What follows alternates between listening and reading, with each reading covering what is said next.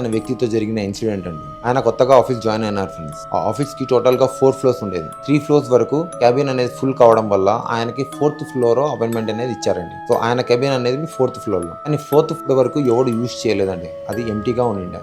ఆకాష్ ఒక్కడే ఆ 4th floor లో వర్క్ అనేది చేసేవాడండి. సో జాయిన్ అయిన రోజు పొద్దున్న నుంచి ఆయనకి వింతగా ఇన్సిడెంట్స్ అనేవి జరుగుతున్నాయండి. అవన్నీ ఆకాష్ పట్టించుకోకుండా తన జాబ్ అనేది సీరియస్ గా పనిచేస్తుండేవాడండి.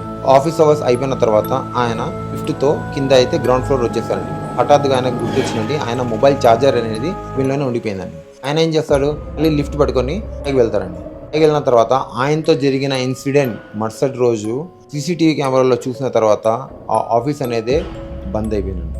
సీసీటీవీ కెమెరాలో ఏం చూశారు, దానివల్ల ఆఫీసే క్లోజ్ అయింది. చూడండి ఫ్రెండ్స్, కానీ మీ రిస్క్ మీద.